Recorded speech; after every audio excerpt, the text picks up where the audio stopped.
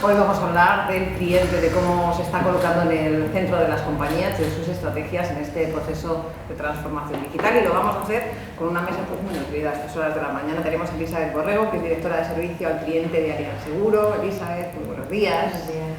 A Marco Piña, que es director de Mans Communication para la región del sur de Europa. Buenos días. Buenos días. También está Marta Díez, de Sanitas, de Customer and Digital Transformation. Si digo algo mal, por favor, corregirme, porque hay algunos cargos. De Sanitas y de UPA en Europa y Latinoamérica, ¿verdad? También está con nosotros María Álvarez Lobo, responsable de comunicación con clientes de Securitas Direct. Muy buenas. Y Carlos Herrera, que es CTO, director de tecnología de Cabify. Carlos, buenas. Buenos días. Con muchos temas sobre la mesa, son sectores muy diferentes. De áreas y también con edades muy diferentes las compañías. Antes de hablar de todo esto, como que se está hablando mucho eso de centrar, ¿no? de las estrategias, de poner al cliente en el centro, y a mí lo primero que me sale es preguntar directamente qué significa esto como concepto, o qué significa para vosotros, no solamente desde vuestra compañía, sino a nivel de mercado. ¿Qué significa poner al cliente en el centro? Si alguno de vosotros... ¿Quieres empezar alguno o empiezo yo desde el punto de vista generalista? Dale, Vale, pues empiezo yo, si os parece bien. A ver, desde nuestro punto de vista, que al final somos una empresa que lo que da es servicio a compañías como las que hoy están, poner al cliente en el centro es intentar dotar a ese cliente de los servicios y las herramientas adecuadas para que la relación entre esas compañías y ellos sea la más fluida, sencilla, segura posible. Todo eso que suena así muy sencillo, como vamos a hablar hoy, es muy complejo, porque va desde cambios de organización, análisis de regulación existente. Si quieres poner al cliente en el centro, tienes que tener información y datos del cliente. Ya entramos también en temas de protección de datos, tecnologías, mundo cloud, inteligencia artificial, etcétera, etcétera, cosas que seguro que hoy hablamos. Pero desde un punto de vista generalista, para nuestra posición como proveedor de tecnología es intentar dotar de herramientas para que la relación cliente-empresa sea fluida, sencilla y además, evidentemente, hoy en día multicanal. Eso está clarísimo.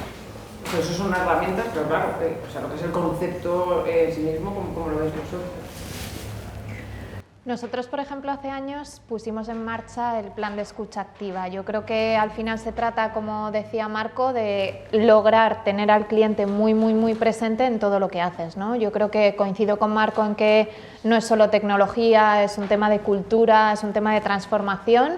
Nosotros, por ejemplo, nos apoyamos mucho en la tecnología para esto. Tenemos una app de empleados, la app de escucha activa, donde todos los empleados pueden de alguna manera contribuir a mejorar esa experiencia de cliente, ¿no? Yo creo que es un poco lo que todos intentamos hacer, incorporar realmente ese feedback y sobre todo desde un punto de vista muy amplio, ¿no? En nuestro caso, por ejemplo, ¿por qué no un médico de Sanitas La Moraleja puede contribuir a mejorar una experiencia de cualquier otro cliente en otra situación? O un empleado de México, ¿por qué no puede contribuir a mejorar la experiencia de un cliente en Sanitas La Moraleja, ¿no? Al final yo creo que todos somos usuarios y la idea es incorporar todo ese feedback y seguir construyendo. Sí, yo creo que hay dos temas muy importantes, ¿no?, que comentas, Marta, el tema de la escucha, ¿no? Es decir, hay que escuchar al cliente para poder ofrecerle, ¿no?, lo que el cliente pide. Y después otro tema, ¿no?, que comentas así también, que es el tema un poco de las multinacionales, ¿no? Es decir, nosotros, pues al ser empresas tan grandes, ¿no?, que estamos en tantos países, pues también tenemos que buscar una estrategia de cara al cliente que sea común y estándar, ¿no?, que el cliente tenga la misma experiencia independientemente del país en el que esté o del producto que quiera, etcétera, ¿no? Y nosotros, por ejemplo, sí que en Allianz a nivel de grupo, ¿no?, tenemos lo que llamamos el ACM, ¿no?, el Allianz Customer Model, que pretende exactamente esto, ¿no?, estandarizar esta experiencia, escuchar al cliente y hacer productos mucho más digitales, servicios mucho más rápidos, ¿no?, porque al final el mundo del seguro es muy complejo, ¿no?, y tenemos que hacerlo mucho más simple y mucho más estandarizado. En muchas áreas. En muchas áreas. A mí me gusta modelar las narrativas que usamos la tecnología para volver a lo que éramos antes. ¿Vale? Me gusta mucho esa forma de pensar. En este caso lo veo muy claro. Una pyme, un señor que tiene un pan y leche, es imposible que no sea centrado en cliente porque pasa todo el rato con sus clientes. ¿Vale? La necesidad de plantear un giro como orientación al cliente viene de cuando ya somos grandes estructuras corporativas donde las personas que tomamos decisiones no estamos en contacto con el cliente, es cuando ya nos sale natural y hay que construir todos estos procesos y herramientas que han mencionado el resto de ponentes de tecnologías, datos y demás, para volver a dar esa experiencia personalizada. En nuestro caso, además, lo quisimos llevar también a nivel organizacional. O sea, lo más disruptivo que hemos hecho a nivel de poner al cliente en el centro fue, y es raro porque tenemos 10 años, comentábamos antes, somos una empresa joven, pero hace 3 años empezamos, bueno, perdón, la pandemia, en 2018, o sea, hace 4, hace una pandemia y 2 años, empezamos a trabajar en equipos multidisciplinares de verdad. O sea, la idea es, hagamos startups, y está compañeros de growth, compañeros de operación de cliente, ingenieros, diseñadores.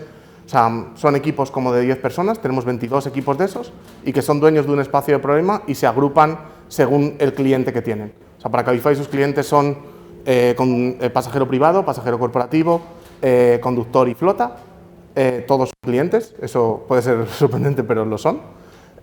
Incluso tenemos una cosa bastante parecida, considerando que el cliente, el usuario, es el agente de Customer Service, ¿vale? Porque también le desarrollamos tecnología específica para sus casos de uso.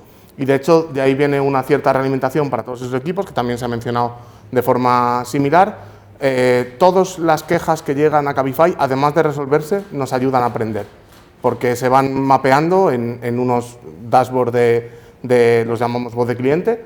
Al final tú puedes ir y ver, oye, ayer en Argentina los drivers de qué se quejaron más, elegir las temáticas y decirle, dame 50 quejas aleatorias que quiero entrar al detalle cuál era el problema. Y eso es lo que realimenta a los squads, a los pequeños equipos que comentaba de menos de 10 personas, para definir su roadmap, para definir qué problemas quieren afrontar después. Este modelo también tiene sus limitaciones, porque como llevamos 4 años con él, tiene sus cosas muy chulas, pero tiene sus cosas que plantean desafíos para los que hemos implantado esa estructura, pero lo dejo para más tarde. Pues, o tú personalmente, ¿no? Como concepto esto de poner al cliente en el centro, ¿qué significa? Yo creo que es un poco lo que venimos hablando del tema de la voz del cliente, esa parte de escucha, de recoger un feedback constante para ayudarnos a mejorar y a evolucionar y un poco dirigir nuestros planes de acción, y no solo la escucha, sino el uso de todos los datos que disponemos de nuestros clientes, datos de uso, de servicio, de productos, contactos que tienen con nosotros. Nosotros, por ejemplo, tenemos una media de 25 contactos anuales con cada cliente. Son oportunidades que tenemos que aprovechar, pues, tanto para tener feedback como para darles el mensaje más adecuado y más adaptado a su necesidad o a su momento de vida como cliente con nosotros. O sea, que yo creo que va un poco de esa escucha, ese dato, ese input para poder ofrecer el mejor servicio. Pero no solamente escucha entendido como una escucha activa, sino que comunicación en su más amplio. A mí el ejemplo que ha puesto Carlos me ha gustado, ¿no? Es decir, desde el punto de vista de, al final venimos todos de dar servicios de alguna manera presenciales. Es decir, nos parece que la digitalización hoy en día es algo como que debería estar ya y debería estar funcionando y al 100%, pero si nos vamos un poquito hacia atrás en el tiempo, no es tanto el tiempo que ha pasado. Es cierto que la tecnología empuja, evidentemente, las empresas de tecnología os empujamos, ¿vale? De alguna manera, por decirlo, pero pues llevarlo a un campo más humano. Tú hablabas de la pyme, del panadero, es decir, mi padre tenía una pyme, es decir, yo he vivido en ese mundo y tú tenías una conversación con el cliente diaria. Es decir, tú ponías el ejemplo, el señor que va a la panadería. El señor que va a la panadería no solo compra el pan, le cuenta, mira, mi hija está mala, el mes que viene tengo que hacer un viaje, tengo un problema, se me ha roto el coche. Es decir, hay un diálogo, hay una conversación, ¿no? Entonces, claro, yo creo en muchas ocasiones el reto de la digitalización es, yo tengo mis productos y tengo que diseñar productos que evidentemente tengan una tendencia digital, porque voy a establecer un diálogo a través de un canal posiblemente digital, porque además desde el punto de vista de negocio me interesa, reducciones de costes, optimización, etcétera, etcétera. Pero claro, crear conversaciones y diálogos en digitalización de servicios no es sencillo. Y sobre todo porque el panadero sabe, es decir, según entraba ese señor por la puerta ya estaba preparando la barra de pan, porque sabía que todos los días se lleva una barra de pan de este tipo, media de magdalenas, etcétera, etcétera. Ahora cuando se te acerca un cliente a través de un canal digital, toda esa información no la tienes. Entonces, el reto es brutal. ¿Hay tecnologías que pueden ayudar? Sí, evidentemente hay tecnologías que pueden ayudar, pero muchas veces olvidamos conceptos de personalización, que también es muy fácil hablar de la misma, ¿vale? Es decir, nosotros tenemos un ejemplo, por ejemplo, que estamos muy orgullosos con Telefónica durante la pandemia, que éramos capaces de priorizar la atención para personas de mayores de 65 años, porque era un colectivo que en ese momento, además de estar confinado, estaba solo y en muchas ocasiones pues no es tan sencillo su relación con la tecnología. Entonces, claro, los retos son muchos, es decir, no es tan sencillo como yo, CEO de la compañía, señores, vamos a digitalizar nuestra compañía, no es muy complejo, ¿no? ¿Tenéis tecnología de detección de voz, o sea, detección de edad por voz? Sí, efectivamente, eso es lo que implantamos en Telefónica justo, es decir, principios de abril nos llamaron y nos dijeron, oye, tenemos un problema, queremos priorizar la atención de personas mayores, porque bueno, es decir, tenemos llamadas de todo tipo, ya no solo un problema de que quien se queda sin conexión a internet está aislado aún más de lo que está, sino que, por ejemplo, mi madre tiene 86 años y yo la tengo que ayudar tecnológicamente. Es decir, eso no quiere decir que todas las personas de tercera edad tengan una brecha digital. Es decir, yo tengo digamos por decirlo, mi suegra, y mi suegra tiene su Facebook, su WhatsApp, su Instagram y demás, y es una máquina manejando. A veces se lía, pero es una máquina manejándolo. Pero había mucha gente que incluso llamaba a Telefónica por otros problemas, ¿no? Entonces, tú podías meter a personas en un robot, en un servicio digital, lo puedes meter. Le puedes en un momento decir, oye, tengo saturado mi canal de atención al cliente, descárguese usted la aplicación, no sé, ¿es eso digitalizar? Sí, es digitalizar, pero desde mi punto de vista es digitalizar mal. Entonces tienes que saber quién está al otro lado y en función de quién está al otro lado, pues decir, oye, pues esta persona tengo que darle un servicio. ¿Qué es lo que hicimos? Quien llamaba y era mayor de 65 años, es decir, simplemente esa persona llamaba y decía, la IVR, por ponerme un poco técnico, ¿vale? Es decir, la máquina decía, bienvenida a Telefónica o a Movistar, ¿en qué puedo ayudarle? Y esa persona decía, no tengo conexión a internet, simplemente con eso que decía éramos capaces de saber que tenía más de 65 años o menos de 65 años y lo llevábamos a un agente directamente, ¿vale? Es decir, directamente éramos capaces de decir, tú vas a hablar con una persona porque lo lógico es que hables con una persona, ¿vale? Entonces, no todo es digitalizar servicios, suena muy bien, pero hay mucho por detrás. Y yo creo que ahí la compañía, y acabo, las grandes compañías, aparte del reto tecnológico, yo creo que tenéis un reto de comunicación. No, a la gente hay que contarle estas cosas. Y las compañías deben decir, señor cliente, no es tan fácil. Tiene usted que entender esto, no sé qué. Y en función de su perfil, a lo mejor, para ti lo mejor es que bajes a la oficina del corredor más cercano o Securitas Direct, en tal sitio tenemos un punto de información. Para tu perfil, chico, aplicación móvil, rápida, segura, es decir, esa personalización en la digitalización yo creo que es importante. Y especialización también del empleado. Y especialización. Al final es un conocimiento de la comunidad que tiene, no solamente el cliente, no de la comunidad, que es otro concepto que enseguida hablamos, pero bueno, como vamos a aparcar perdón de la tecnología, pues sigo con el de la tecnología. Hace una herramienta en concreto, por ejemplo, esta. Al final, bueno, Securitas creo que está trabajando, o lo tiene ya implantado, corrígeme si me equivoco, en la capacidad, por ejemplo, de detectar si salta la alarma y no ha venido el ladrón, que por lo visto ocurre mucho, detectar si eres tú o algún miembro de la familia, ¿no? Que al final es un reconocimiento de otra manera, ¿no?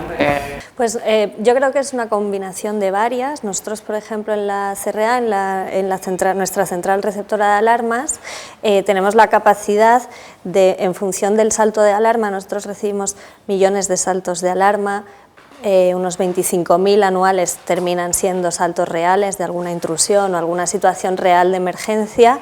Entonces, esa capacidad de poder anticiparnos al nivel de riesgo que hay en ese salto, o sea, que haya más propensión a que sea real por una serie de datos y de otro tipo de tecnologías, como puede ser la analítica de imágenes, la analítica de sonidos, que nos pueden ayudar a decir este salto tiene una alta probabilidad de que sea un salto real, necesita un trato especializado por un equipo especializado, ¿vale? En función de ese nivel de riesgo. Ya te digo que hay muchísimos saltos que no son reales en la mayoría de los casos y que necesitan una atención diferente. Una situación de emergencia necesita de un trato humano, o sea que, digamos, la tecnología en este caso nos ayuda mucho a llegar a ser capaces de distinguir entre un salto real y no real. Y a partir de ahí es nuestro trabajo de acompañar de la forma más humana posible esa situación de emergencia. Entonces yo creo que ese equilibrio de la tecnología a nosotros nos ayuda muchísimo. pero a llegar a un servicio humanizado, mucho más cercano y mucho más relevante y emocional con nuestros clientes. Un poco la línea que decíamos, ¿no? De humanizar la digitalización. Eso es. Calentar la tecnología, ¿verdad? Para nosotros la tecnología es fundamental, pero nunca va a sustituir ese componente humano que nosotros aportamos como personas que protegen tu hogar, tu negocio, tu proyecto, tu familia. O sea, son cosas muy humanas y muy de piel, digamos, que no difícilmente se sustituirán con tecnología o con chat, o con robots o con esa parte. Entonces yo creo que nosotros estamos aprendiendo y hemos aprendido mucho a sacar partido a la tecnología como fuente, ¿vale? Siendo que nuestro negocio se basa en personas que protegen personas. Sí que es verdad que es importante, ¿no? el tema este de lo de las comunicaciones y de gestionar la omnicanalidad en todo su, ¿no? en toda su amplitud, ¿no? Es decir, nosotros, por ejemplo, un poco relacionado también con la parte esta de tecnología, es decir, un cliente tiene que poder elegir, ¿no? En qué momento quiere contactar con nosotros, ¿no? Entiendo que es un poco lo mismo aquí, ¿no?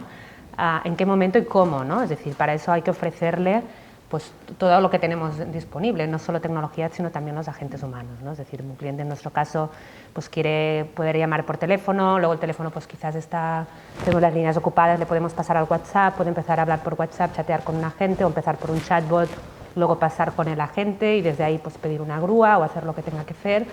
Y tiene que ser todo como 360, ¿no? Es decir, el cliente elige cuándo, cómo, tenemos que dar el servicio 24/7, ¿no? Y pues mezclando pues los chatbots, los voicebots y todo lo que nos puede ayudar a hacer esta interacción humana seguramente mucho más eficiente y mucho más de calidad, ¿no? Sí, yo creo lo que de alguna manera también, por decirlo de alguna manera, lo escuché el otro día y me gustó, ¿no? Vivimos en un mundo un poco amazónico, ¿no? Digamos, llevándolo a mundo Amazon, ¿no? Es decir, tenemos ahora mismo a los clientes, bueno, nosotros mismos muy acostumbrados a que entras en una aplicación y prácticamente en 2 clics y en menos de 24 horas tienes algo en tu casa, ¿no? Entonces, tenemos esta percepción de que todo tiene que funcionar igual. Claro, esa inmediatez, llamarlo, y a ver, por decirlo de una manera, también una cierta idea mal concebida del gratis, ¿no? Es decir, la gente tiende a pensar que las cosas son gratis, ¿no? Que no tienen un coste y que claro, si tienen un coste yo lo tengo que repercutir y te tengo que vender un servicio. Es decir, Allianz no vive de vender seguros gratis o servicios gratis, exactamente igual que vuestras otras compañías. Entonces, al final, vuelvo a lo mismo, evidentemente la tecnología no tiene que ser el centro, ¿vale? Pero creo que tiene que haber todavía mucha educación del cliente.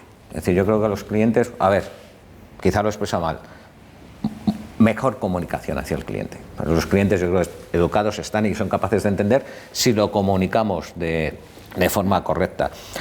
Cuando nosotros vamos a ver a las compañías, muchas veces se sorprende porque nos dicen, oye, llevamos media hora de reunión, no hemos hablado de tecnología. Digo, es que a lo mejor todavía no tengo que hablar de tecnología porque todavía no sé ni cuál es tu problema, ni lo entiendo bien, ni qué es lo que quieres conseguir, porque a lo mejor me tengo que ir de aquí sin hablar de tecnología, porque es que no tengo que ofrecerte nada porque lo que tú estás buscando no es algo que yo te tenga que ofrecer porque no tengo esa tecnología, ¿vale? Yo creo que... Perdón, adelante. No, claro. Nuestro cambio organizacional nos llevó exactamente a eso. Anteriormente era departamento de ingeniería, recibir especificaciones de los mercados y de repente fue como, no, lo que queremos es poder validar documentos para conducir una moto lo más rápido posible. Y mira, nuestra primera versión era con agentes de atención al cliente revisando DNIs. ¿Por qué? Porque llegábamos un mes antes al mercado y ¿sabes por qué? Porque la gente se sentaba en la misma mesa, el que iba a organizar a los agentes y a darle los training para construir ese flujo de personas con el ingeniero que iba a programar el sistema. Y hablando directamente dijeron, no, llegamos antes al mercado de esa manera, malo será que tengamos que hacer más de 3.000 verificaciones al día, moriríamos de éxito. Podemos permitirnos. Entonces, cuando pones a la gente que sabe hacer distintas cosas a resolver el problema de un cliente o de un usuario, es cuando pasa la magia. Yo coincido con Marco y con María en un punto que comentaban que nosotros tampoco creemos en la digitalización forzosa. O sea, la digitalización está aquí para facilitar y para mejorar esas experiencias donde realmente aporte valor al cliente, ¿no? Nosotros hace 6 años en Sanitas lanzábamos, por ejemplo, la videoconsulta, algo que en aquel momento, o sea, eran 37 médicos atrevidos que optaron por conectar con sus clientes a través de canal de videoconsulta. Hoy en día 1 de cada 3 consultas en nuestros hospitales se hace por un canal digital. ¿Cuál ha sido, no quiero llamarlo éxito, ¿no? Pero ¿por qué ha funcionado tan bien ese canal o ese servicio? Porque hay un médico detrás. O sea, yo creo que la digitalización ha ayudado a conectar a médicos y pacientes, por suerte, en un momento en el que aquello era absolutamente necesario, pero siempre ha funcionado bien porque ha habido un médico detrás atendiendo a ese paciente, ¿no? Nosotros hace poco contamos con un servicio de urgencias 24 horas a través de videoconsulta y hace poco incorporábamos la inteligencia artificial para hacer ese triaje automático del motivo de la consulta, ¿no? Que evalúa en tiempo real pues, qué clientes están conectados, por qué causa están conectando con el médico de urgencia y un poco en base a la experiencia de miles y miles de consultas digitales, qué prioridad tenemos que darle a esa consulta, ¿no? Pues ahí realmente creemos que la inteligencia artificial aporta valor porque realmente está permitiéndole al cliente saber, oye, que sepas que tu tiempo de espera es de 1 minuto porque es algo urgente o es de 15 porque tienes una duda sobre vacunación COVID que puede ser resuelta dentro de 15 minutos, ¿no? Y ahí sí creemos que nos aporta valor, ¿no? Sí, es el triaje, el filtrado que se hace. Al final, cuando tú ofreces un servicio de médico 24 horas a través de una aplicación, solo con clicar en un menú, ¿no? El riesgo de que haya muchos clientes que conecten sin tener verdaderamente algo urgente, ¿no? Es alto, porque al final es algo súper accesible, súper inmediato, como comentaba, ¿no? Y por supuesto damos servicio a esos clientes, pero como os decía, pues habrá clientes que tengan una consulta que no sea tan urgente y tenemos que ser capaces de priorizar, porque también está el cliente que necesita que le manden una ambulancia a casa, ¿no? Entonces ahí, por ejemplo, pues hemos comprobado que la inteligencia artificial pues podía aportar valor, ¿no? Igual que en otras experiencias, pues hemos determinado que no, que la experiencia humana, como comentaba antes María, es lo que prima, ¿no? Bueno, que no tiene por qué no ser complementario. Es complementario, totalmente. Pero al final, ese es el principal reto, un poco lo que decía antes Marco, pero que lo habéis comentado un poco, la parte de no perder el sentido humano, ya sea en el trato, ya sea en el conocimiento de la comunidad. Pues eso, al final un emprendedor que está poniendo, en vuestro caso, pues su moto o su servicio, o que tiene que gestionar no sé qué, o que lo que le interesa es la seguridad, cosa que es muy importante, decíamos antes, en mercados, por ejemplo, como el latinoamericano, que vosotros trabajáis muchísimo, al final son temas donde la sanidad, donde, bueno, en el caso antes hablábamos de las alarmas, ¿no? En situaciones de vulnerabilidad, un seguro, pues depende de qué, pero si estamos hablando, pues depende de qué áreas, también es, pues al final estamos hablando de enfrentarse a la incertidumbre del ser humano. O sea, esas personas están adquiriendo vuestros servicios en momentos donde se pueden sentir muy vulnerables, ¿no? Y ese trato humano, la tecnología al final es una herramienta, ¿no? La historia es... Hay algo que me gustaba un poco del enfoque que ha dado Marco, o sea, es que para mí, o sea, no lo has dicho así, pero en el fondo lo que estaba transmitiendo es la tecnología como herramienta, no como fin, ¿no? Que ahí está el punto, ¿no? Entonces, ese es el principal reto a día de hoy para vosotros como compañías, el hacer de la herramienta tecnológica una transformación digital humana. Yo diría que sí, por dos cosas. Una, de entrada, la tecnología o la informática o los robots son lo menos empático que hay. ¿La verdad? Te pones exactamente el mismo formulario con los mismos colores, sea que te van a hacer una oferta o que llamas porque te han atracado en tu casa o estás teniendo un problema en tu trayecto.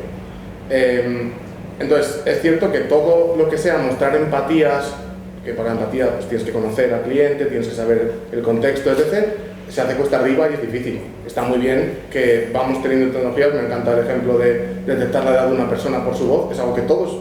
O sea, el operador humano hacía eso de serie, simplemente lo hemos perdido al llevárselo a los canales digitales. Bueno, pues recuperemos para llevarlo así. Y luego la otra que creo que supone un reto es que estamos hablando de transformación digital siempre como a favor de los clientes, pero también estamos transformando digitalmente por presiones de mercado pura. Nunca jamás ninguna entidad bancaria en España va a tener la densidad de oficinas que tuvo CajaMadrid en Madrid. Bueno, no está aquí, claro, por el tema de Evo Banco, pero bueno, el tema principalmente de los señores mayores, por ejemplo, y ahora mismo el trato, la necesidad de adaptarse a un cambio tecnológico que no está pensado para ellos, pues básicamente está poniendo en evidencia un poco todo No, yo creo esto. que eso es un problema de lo que estaba comentando Carlos, es decir, pensar que, vale, es entendible, es decir, el mercado me empuja a que mis productos, o digamos, mi margen y mi beneficio en los productos que yo llevo al mercado disminuye por una tensión y por una globalización, ¿vale? Con lo cual mi modelo anterior de dar servicio a mi cliente tiene que cambiar porque es insostenible, es decir, al final, es decir, lo que no son cuentas son cuentos, ¿no? Entonces al final hay cuentas porque hay un balance, todas las compañías al final tenemos un balance, es decir, no somos una ONG, es decir, las compañías trabajan, y yo creo que esto hay que decirlo, las compañías trabajamos para obtener beneficios, Forbes, Allianz, Cabify, Securitas, Sanitas, todos, nosotros también, es decir, nosotros vivimos de vender nuestra tecnología. Pues eso hay que llevarlo, pero como dice Carlos, hay que entender qué servicio puede ser llevado por un robot, qué servicio puede ser híbrido y qué servicio no debe serlo, ¿vale? ¿La atención a un colectivo específico tiene que ser robotizada? Pues a lo mejor no, o sí, o tienes que definir, por decirlo, un camino, por no decirlo más, que siempre me voy al palabra, es decir, un camino en hoy estoy aquí y mañana tengo que llevarlo aquí. Pero claro, también la globalización, la presión de mercado te lleva a intentar acortar estos tiempos. Culturalmente, por introducir otra idea, yo creo que a nivel de alta dirección en España, yo hablo desde el punto de vista de mi región, que es sur de Europa, ¿no? Es decir, los Portugales, España, Francia, Italia, etcétera, etcétera, tenemos un concepto de riesgo ejecutivo menor que en otros mercados. Aquí se tiene mucho miedo a que un proyecto falle, yo no sé si os pasa. Es decir, todos los proyectos tienen que salir bien, ¿vale? A lo mejor en empresas como Cabify, que sois más jóvenes y tenéis una mentalidad diferente, es lo contrario. Dice, oye, qué bien ha fallado el proyecto, porque hemos aprendido esto y nos ha evitado a lo mejor darnos un batacazo. Eso en el mundo anglosajón o en otros mercados o en Asia-Pacífico no ocurre. Es decir, se pone un proyecto y si falla, lo que se intenta es aprender del fallo, no crucificar, ¿no? Entonces, claro, necesitamos, como yo digo, necesitamos niveles C, por llevarlo a un concepto así, con mayor riesgo, con menos miedo, ¿no? Es decir, yo creo que en nuestras regiones o en nuestro país existe mucho miedo al fracaso, es decir, mucho miedo a que un proyecto falle. Oye, pues no pasa nada, si es humano, si fallamos todos, ¿no? Sí que es verdad que la transformación digital, ¿no?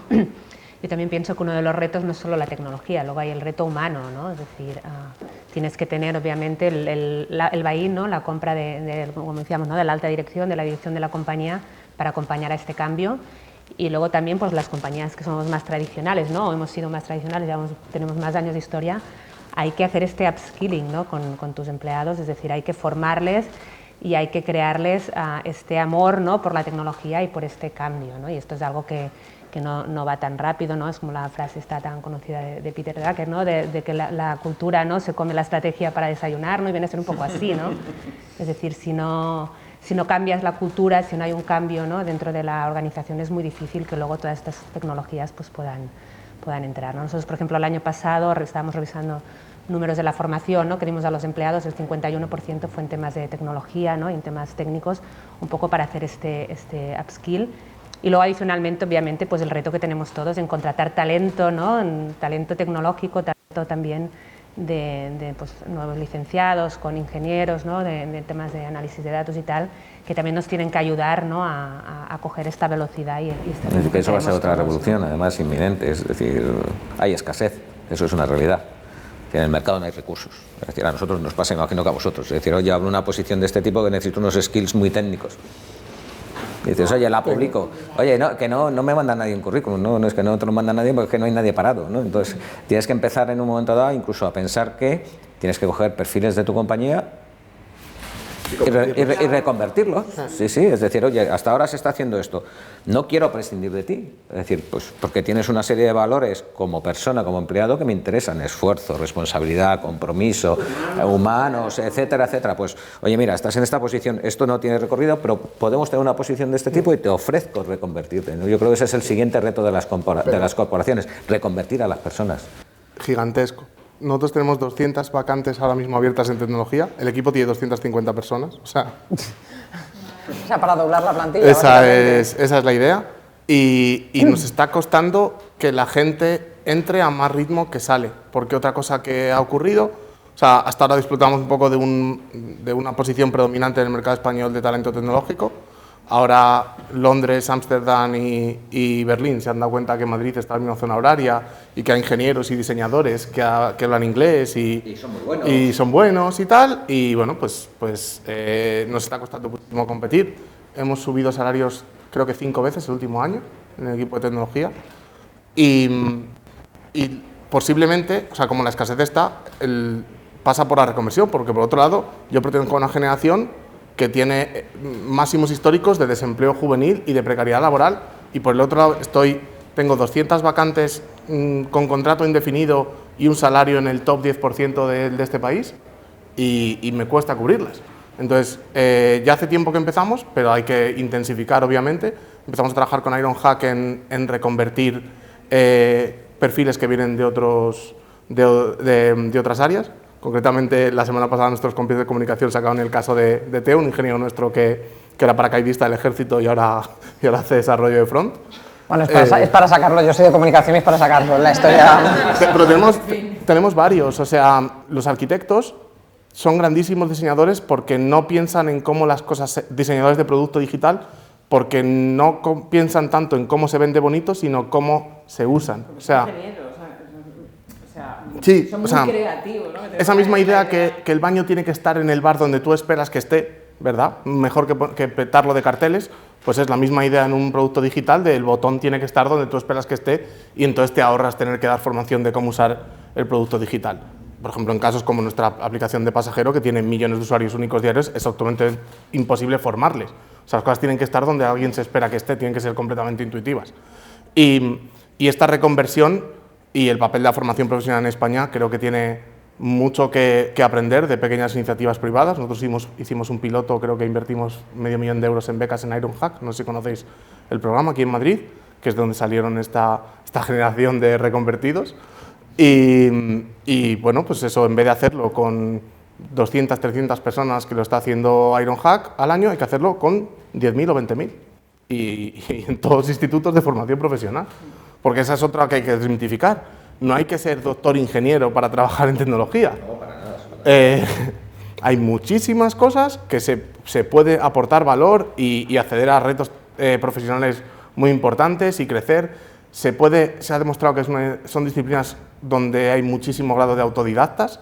O sea, algunos ingenieros con nivel reconocido técnico más alto en Cabify no fueron a la universidad, aprendieron en casa.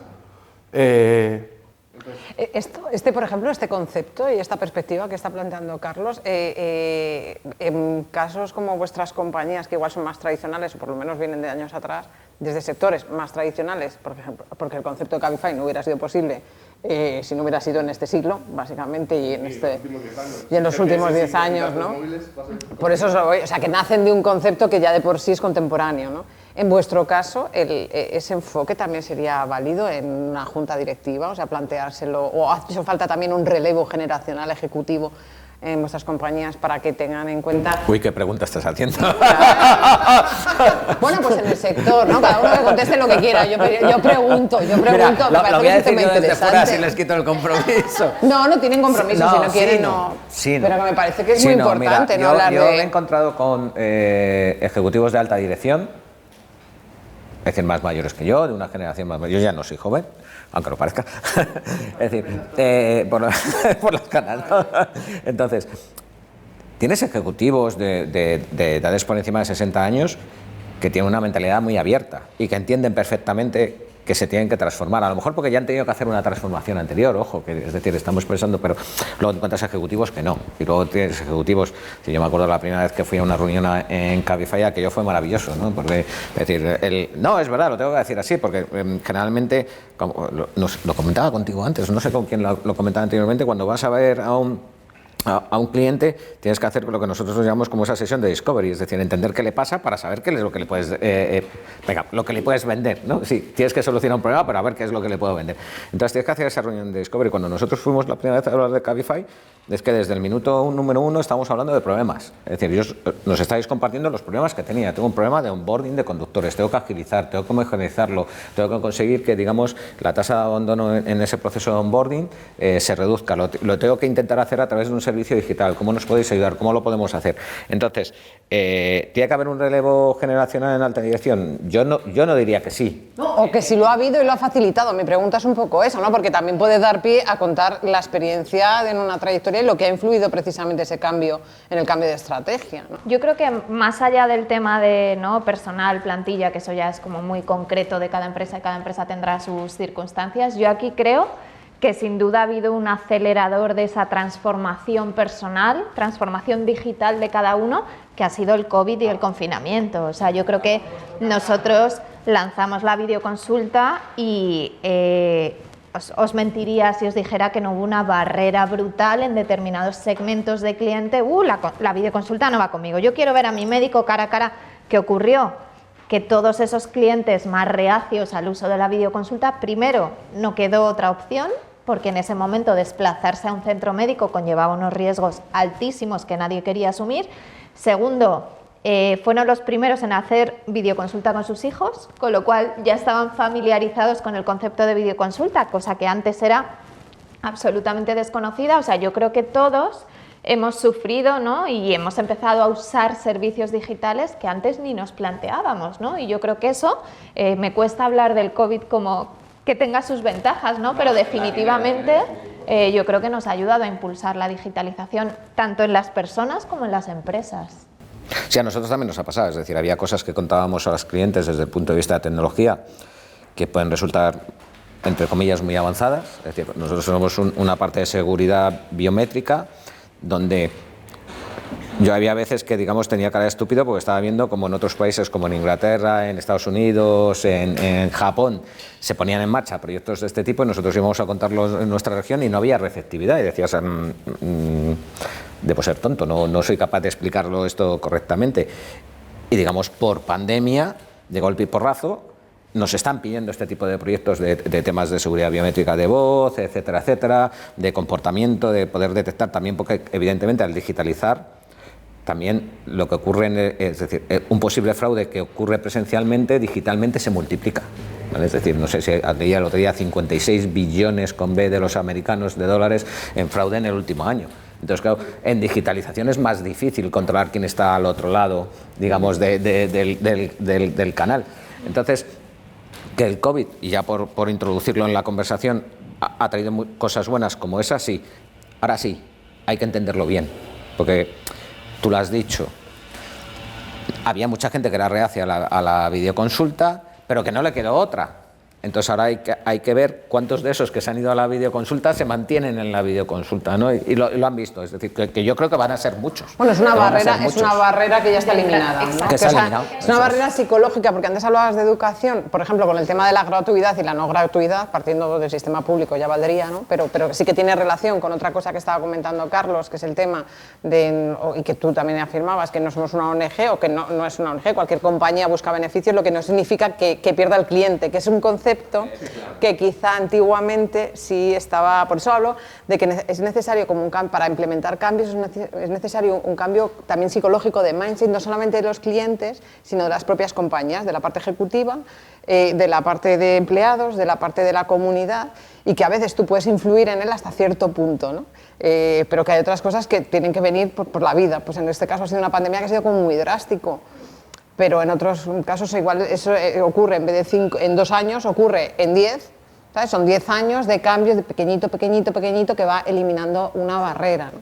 Tenemos reto de comunicación, de lo que decías un poco antes, cómo comunicamos esto a nuestros clientes para que vean el beneficio, que la digitalización a veces se puede percibir como un beneficio para la empresa, reducción de costes, reducción de personal, y sin embargo utilizado de una manera un poco sostenible y coherente y basado en la experiencia, que al final es, creo, lo que nos mueve a todos, y a garantizar una buena experiencia de cliente, comunicar y ser capaces de hacer tangible para ellos su beneficio.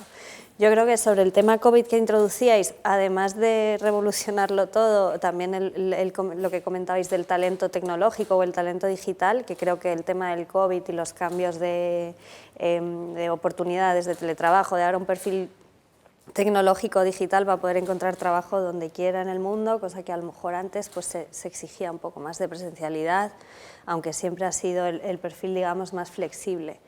Y yo creo que además Bueno, por ejemplo, en nuestro caso concreto, perdón, el micro. En nuestro caso concreto, el mundo post-COVID ha cambiado mucho la vida de nuestros clientes y por ende nuestros productos tienen que también empezar a adaptarse a esa nueva realidad y nuestros servicios, el tema de, pues si ahora estamos teletrabajando en casa, a lo mejor tu uso de alarma cambia. Tus hábitos o la gente que se ha movido al mundo rural, de repente entramos en unos territorios que a lo mejor no había tanto. Entonces, creo que, por ejemplo, en nuestro sector, el mundo post-COVID es uno de nuestros grandes retos, cómo ha cambiado ese contexto macro de sociedad, de los hábitos de vida, los hábitos de trabajo, los hábitos de compra, pues se compra mucho más por internet, pues todo esto nos tiene pues un poco ocupados, no preocupados, en pensar cómo es esa nueva realidad y cómo podemos dar el mejor servicio y los mejores productos, porque el cambio es importante. María, y en vuestro caso, para seguir manteniendo al cliente en el centro de la estrategia, ¿no? Ya no solamente de plan de negocio, sino también de marketing y comunicación, que ahí va la parte más de tal, también ha supuesto un antes y un después el COVID. Sí, yo creo que el COVID lo que ha hecho es que vayamos más rápido, ¿no? Es decir, no es que nos haya hecho plantear seguramente temas que ya no habíamos planteado antes, ¿no? Porque como decía, pues, por ejemplo, nuestro ACM, nuestro Alliance Customer Model, tenemos una plataforma también que estamos construyendo a nivel global, ¿no? Para digamos, estandarizar, ¿no? esta experiencia y estos productos. Esto ya lo teníamos antes, ¿no? ¿Qué pasa con el COVID? Que el COVID hace que vaya todo más rápido, ¿no? Que el cliente a lo mejor ya no le venga tan nuevo, ¿no? Las tecnologías que tú pongas y que puedas, ¿no? Acelerar seguramente toda esta digitalización y este proceso que estás intentando hacer, ¿no? Hablabais antes, ¿no? De la tecnología como una herramienta para conseguir humanizar la digitalización, que además se está viendo que es necesaria, pero claro, es que la tecnología va muy rápido. Va muy rápido. Incluso para los que trabajamos en tecnología, vale. Como para estar al día, que antes hablabais, ¿no? Bueno, antes de comentar un dato que me parecía fascinante, que decías que es que la mayoría de perfiles tecnológicos y tal, por ejemplo, que salían de aquí de España con el nivel que hay, sin embargo no sabían que Cabify era española. Sí. Que eso es algo que, claro, es que es un conocimiento a nivel de comunicación, una necesidad de comunicar en todos los niveles, que es muy grande, ¿no? Entonces, claro, si la tecnología va demasiado rápido, ¿no? Como para que psicológicamente no solamente el consumidor, la comunidad o la compañía esté preparada, sino nosotros mismos también preparados psicológicamente para entender el fracaso como un aprendizaje. Otra cosa que tiene que ver, y que al final la tecnología, al ser una herramienta de prueba-error, ¿no? O sea, son tantas cosas. ¿Cómo podemos hacer para que no sea la tecnología en sí misma, sin cabeza, sin humanidad, la que guíe, ¿no? Que quizá esto ha ocurrido antes, es lo que está cambiando. Vamos, es complicado. Es decir, si lo analizas desde el punto de vista de mercado y de solamente quiénes son las grandes compañías a nivel mundial, claro, es que las grandes compañías a nivel mundial son las cuatro grandes tecnológicas que hay. Es decir, siempre ellos... Dirigidas por gente que tiene más nietos que hijos, ¿eh? Efectivamente, claro. Es que cuando yo he estado en ocasiones, pues eventos, es decir, al final también vas a eventos, dices, pues ese evento de banca, o ese evento de aseguradoras, o ese evento de retail, etcétera, etcétera. Claro, siempre el comentario es, cuidado con las gafas, ¿no? Google, Amazon, Facebook y Apple, ¿no? Es decir, al final son las cuatro grandes... Es decir, se pueden comprar España, por decirlo de alguna manera, cualquiera de las cuatro. Entonces, claro, de alguna manera el mundo va presionado por la tecnología. Luego, las sociedades son inteligentes, las comunidades son inteligentes y van adoptando, ¿vale?, lo que ven que tiene sentido. Es decir, hasta el propio Apple, el propio Google, el propio Amazon han tenido fracasos. Es decir, yo me acuerdo de las Google Glass, estas que salieron en todos los medios de comunicación y parecía que íbamos a salir todos a la calle con las Google Glass, iba a ser un poquito mundo Matrix, lo que estamos viendo ahora de metaverso, ¿no? Es decir, todo el mundo hablando de ese famoso mundo virtual. Eso ya lo ves como un fracaso. No lo veo como un fracaso, no, porque... No, hay que entenderlo, es decir, ¿va a llegar a ocurrir? No lo sé, es decir, es que hoy en día hacer predicciones también de tecnología a futuro es precioso. Vamos, es decir, tiene un... guay, a mí me encanta, me encantaría tener alguna, cuando sea mayor como Gates, que dijo que con 64K por un ordenador personal de RAM valía, y ahora llevamos 4 o 5 millones de veces eso en el teléfono. Efectivamente. Es decir, una cosa muy interesante que has mencionado el metaverso, pero es que quizás se está utilizando también plantear el metaverso como la manera de sustituir el contacto humano la piel que no existe, es decir, de humanizar la tecnología, tecnologías, es decir, si estamos todos teletrabajando, pero ¿y si estamos todos en una misma oficina y yo a través del avatar humanizo, consigo empatizar, ¿no? Que al final es como un intento tecnológico de humanizar, ¿no? Entonces es curioso lo de... Otra vez a lo que tú hablabas de generaciones, es decir, hablar de esto a chavales por debajo de 18 años, dicen, pues claro, si es que si yo me tiro 6 horas al día haciendo esto, ¿sabes? Y estoy con un japonés, y estoy con un árabe, y estoy y con a una la generación Dinamarca. del videojuego. Efectivamente, a eso me refiero, ¿no? Están muy acostumbrados. ¿Cómo se traslada esto a futuro a nivel de cómo plantear un servicio a través de un mundo digital, un mundo metaverso? No lo sé. La verdad que me digo que no sé. Soy incapaz ahora mismo de visualizar. El cambio generacional es al revés. Las nuevas generaciones, todo lo tenemos súper testeado, son muchísimo más exigentes con la tecnología. O sea, la gente según se va haciendo mayor se siente más tonta por no saber usar la tecnología. Un chaval de 15 años, la culpa es de la app. Y de hecho, mirad los productos digitales que utilizan, tienen unos diseños que son buenísimos. Bueno, pero quizás son mucho menos exigentes con la parte más humana, es decir, menos exigentes con una necesidad, una reciprocidad de empatía, una reciprocidad de escucha, quizás, claro, o sea... Sí, pero a nivel de usabilidad, o sea, estoy pensando en la escena de Regreso al Futuro 2 donde se ríen de Marty McFly porque dispara es un juguete para niños pequeños. Yo ya con pensar que voy a disparar, la máquina debería saber que yo quiero disparar. No hace falta que coja un cachito de plástico y apunte, ¿verdad? O sea, veo muchísimo más exigentes a las nuevas generaciones para como la tecnología se tiene que adaptar a nosotros y si no, alguien me hará otra app. Porque este es el mundo líquido que se ha creado todo se genera muy rápido, los costes de entrada a los mercados son bajos, de lanzamiento son bajos, entonces si esta app no me funciona, ya hará alguien una app para grabar vídeos que me guste. Y efectivamente, allí llegó TikTok y barrió a estas empresas que parecía que eran imposibles de ganar en social media y que tenían cientos de miles de millones de caja y estaban invirtiendo en innovación. Y mira, pues parece que hay una generación que a la hora de lo que es subir vídeos a internet han llegado unos que no eran nadie y les han barrido. Pero luego tienes un problema. ¿Cómo lo transformas en servicios? Porque esa misma generación que tú dices, oye, yo quiero la aplicación más guay, la más chula, la mejor diseñada, la que me solucione un problema, no sé cuántos, y yo lo vivo, es decir, yo tengo 3 adolescentes en casa, cuando luego tienen un problema, es decir, lo que yo decía del mundo amazónico, yo pido tal, no sé qué, me llega en menos tiempo, pero tengo un problema, y en ese momento tienen que enfrentarse a esa empresa de servicio para intentar tener una atención al cliente puramente digital, porque tú no intentas hablar con un Amazon. No sé si lo habéis intentado, es imposible. Es decir, si lo quieres devolver no hay problema. Pero si quieres decir, oye, yo no lo quiero devolver, yo quiero este producto, pero quiero gestionar un customer care, entonces es cuando el tema se complica. Y entonces es cuando sí lo demandan. Entonces, ¿todas esas tecnologías vienen para quedarse? Posiblemente algunas sí y otras no. ¿Van a transformar el mundo de los servicios y van a transformar a todas nuestras compañías? Posiblemente sí. Nuevamente vamos a lo mismo, es decir, yo tengo que prestar un servicio. Es decir, Allianz no está haciendo videojuegos, Allianz vende productos de Allianz, seguridad, tal, tú vendes mover personas, ¿vale? De una manera, y cosas, etcétera, etcétera. Vosotros servicios sanitarios, es decir, todas estas cosas luego hay que convertirlas en la realidad y ahí es donde entra el reto. Toda esa generación que ahora dices va evolucionando, yo lo voy viendo, los míos van creciendo y entonces vas viendo cómo su perspectiva va cambiando y dices, ojo, pues ya no me gusta tanto, porque claro, tengo un problema y no puedo hablar con nadie. Que no puedes hablar con nadie. Bueno, yo creo que aquí es el tema un poco que decíamos de cómo nos comunicamos, ¿no? con las comunidades, ¿no? Y en este caso, esta nueva generación tenemos que estar ahí también, ¿no? Es decir, nosotros, por ejemplo, ahora estamos haciendo patrocinios mucho más enfocados quizás a la mujer, ¿no? La Fashion Week, el Chuanlang Yoga Tour, etcétera, pero claro, también tenemos que empezar a pensar, ¿no? Justo ayer hablamos de esto con la directora de marketing, ¿no? ¿Qué pasa en el metaverso, ¿no? Un poco decimos, oye, pues ¿tiene sentido o no empezar a pensar si hay que tener, no sé, en los juegos de la FIFA, ¿no? Hay que empezar a poner allí nuestro logo, nuestra marca, ¿no? Es decir, yo creo que estas conversaciones hay que empezar a tenerlas ahora, ¿no? Porque no podemos esperar, un poco lo que decíamos, ¿no? La tecnología va tan rápido que si dentro de 3 años decimos, oye, nos tenemos que meter, a lo mejor ya vamos tarde, ¿no? Y es decir, yo creo que hay que estar muy al día, estar todos, ¿no? Lo que decías de los comités, los directivos, etcétera, es decir, ya no es un tema de edad, es un tema de reciclarse y un tema de entender y ir a buscar dónde están nuestros clientes. Pero es que ¿no? en el tema de comunicación y el tema de comunidad,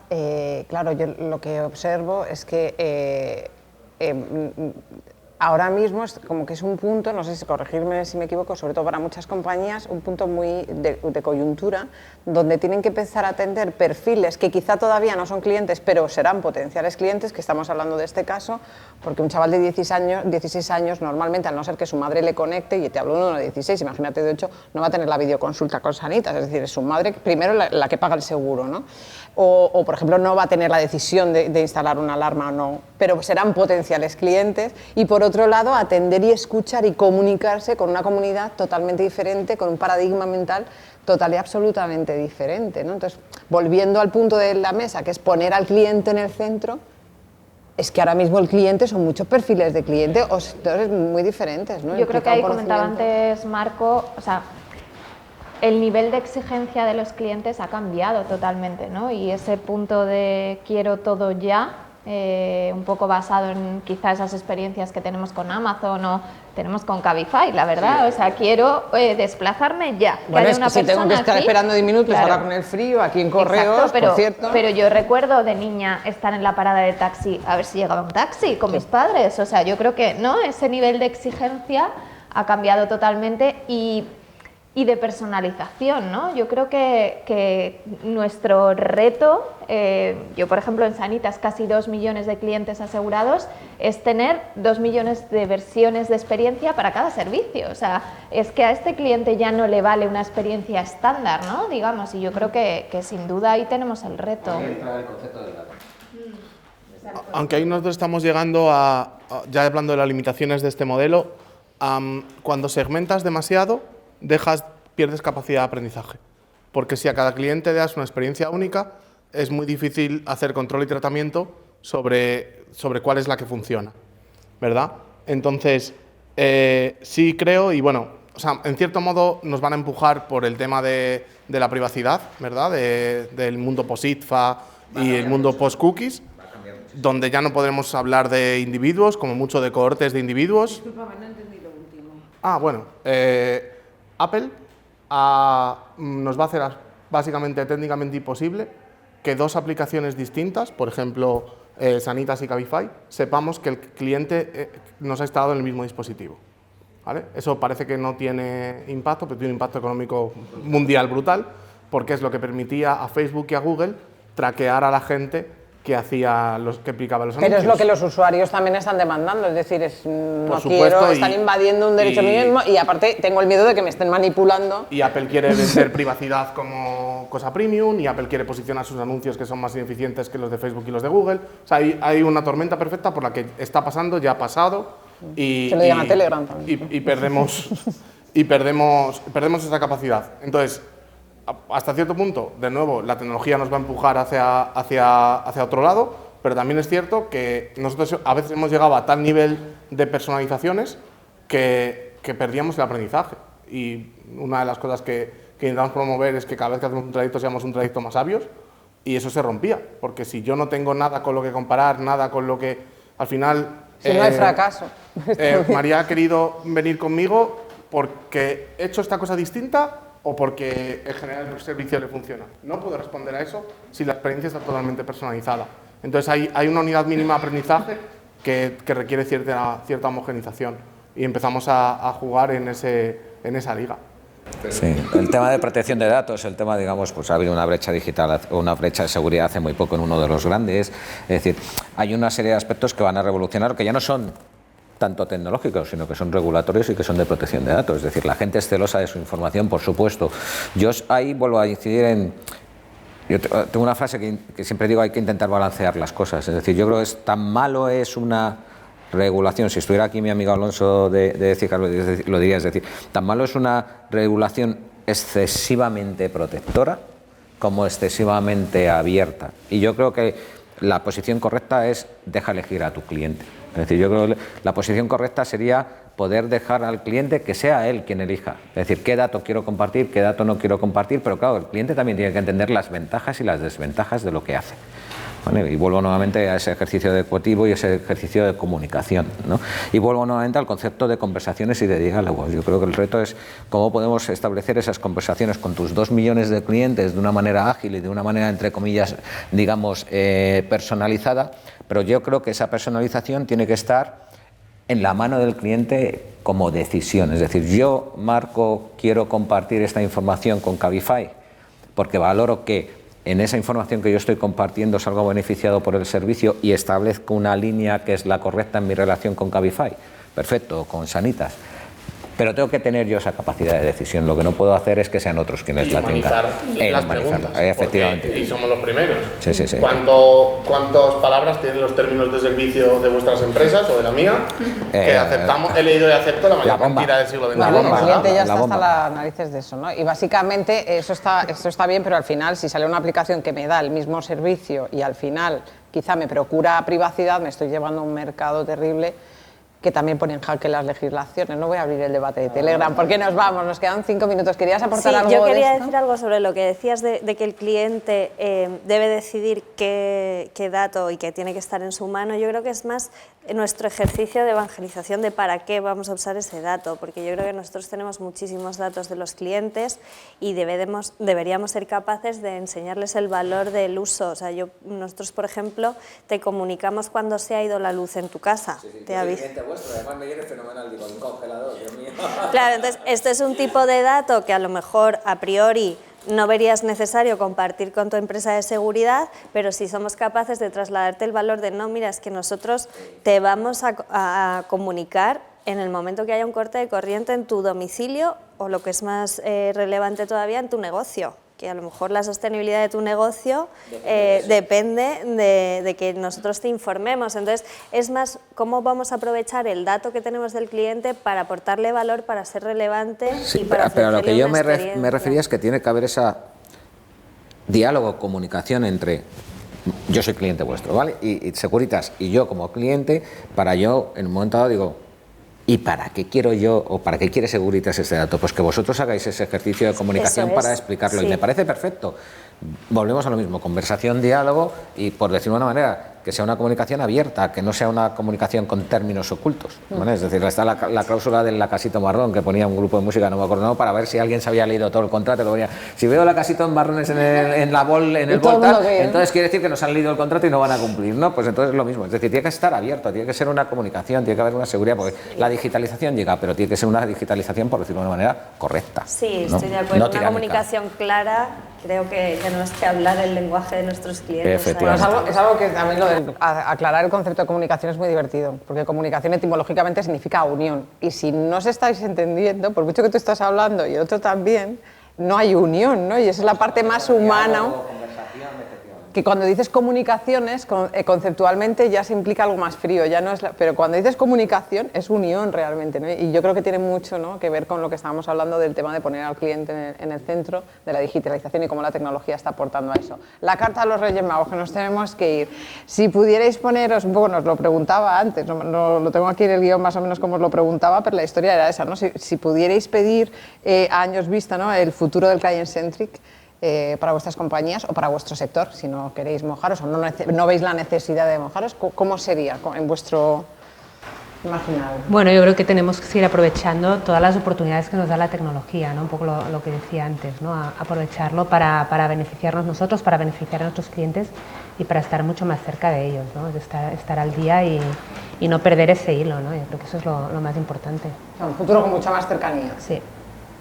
Yo me doy mucho, porque como soy proveedor, yo esperar? hablo al final. Yo me quedo con la personalización llevada al más alto nivel. Me quedo con... ¿Qué significaría eso? ¿Cómo lo dibujas? ¿Cómo lo dibujas en un pues futuro? Casi 2 millones de versiones de Sanitas, una para cada cliente. Yo me quedo con eso. ¡Wow! Ambiciosa. Pues yo creo que seguiríamos un poco la línea del usar y explotar la tecnología mucho más para ese trato humano y que nos convierte en una empresa de seguridad y de tranquilidad. Ser capaces de seguir explotando la tecnología y sacarle todo el jugo que podamos para ofrecer el trato humano más cercano y relevante para nuestros clientes. O sea, usar la tecnología para ser más humanos. ¿Podríamos llamarlo así? ¿Algo así? Algo así. Yo me quedo con que aprendamos a cuándo no tenemos que ser client-centric, dado que nuestra forma de trabajar nos hace serlo muchísimo. Y traigo la cita de Ford de: si hubiera preguntado a mis clientes me hubieran dicho caballos más rápidos, ¿verdad? No hubieran pensado en automóvil, pero esas cosas se siguen pasando. O sea, nosotros tenemos entrevistas de investigación de usuarios donde nos dicen: no, yo cuando abro la aplicación ya sé qué medio de transporte voy a coger. Bueno, es que como estrategia creemos que tenemos muchísimo valor que aportar al mundo ayudando a decidir, porque manejamos mucha información que un humano es imposible que compute a la vez. Entonces, aunque ahora mismo nadie se lo imagine y desde luego ningún proyecto customer centric con mucha voz de cliente y fuera a empujar en esa dirección, también hay que saber cuándo apostar y tirarte a la piscina, porque ahí son donde pasan los grandes cambios que hacen evolucionar a la sociedad. O sea, básicamente estás hablando de un futuro donde las compañías sepan discernir cuándo el cliente... Correcto, para qué usar la voz de cliente y para qué no. Y ser muy consciente de cuándo te la estás jugando. Pero tiene que ver con el miedo, esto que estás diciendo. Sin duda. O sea, como no lo has dicho así, yo te tiro de la lengua. O sea, las compañías tienen miedo de defraudar al cliente. O sea, lo que os contaba, hemos montado una estructura de audiencia donde los equipos están empoderados, y a un equipo nuestro, si el equipo de User Research con los Focus Group viene diciendo que la gente viene con la decisión tomada, le cuesta mucho ponerse a pensar un comparador de si debo coger la moto que está en la puerta porque voy a ahorrar 3 euros y voy a llegar 15 minutos antes respecto a pedir un vehículo con conductor. Porque es que el cliente ha dicho que no es así como usa la aplicación. Y dar ese salto de, bueno, es que igual no es como la usas, pero es como la deberías usar. Y simplemente estás teniendo el dilema de la innovación, que te es difícil imaginar un futuro distinto al mundo actual.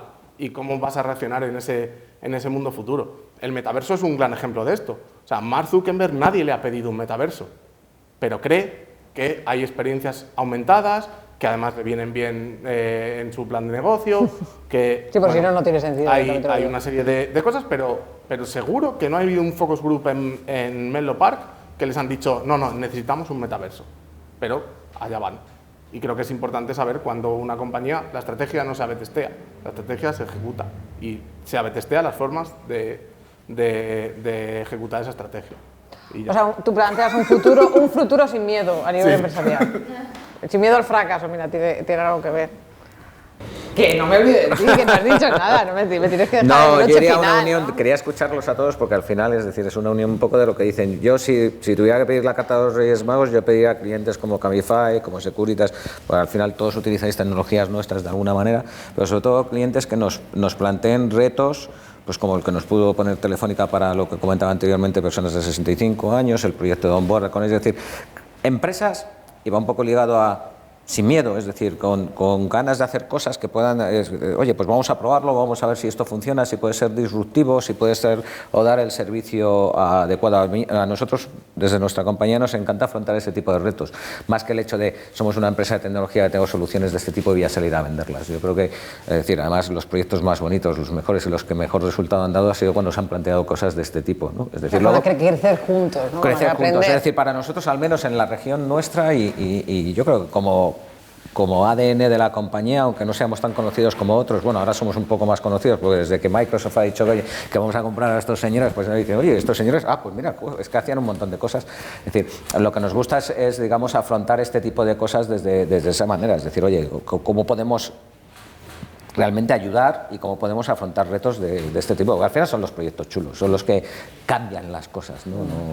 Sin desafío no hay aprendizaje. No hay aprendizaje. Sin caída tampoco. Te estamos diciendo la lengua, que te he visto. Lo de Microsoft, que después de pagar 70 billones por los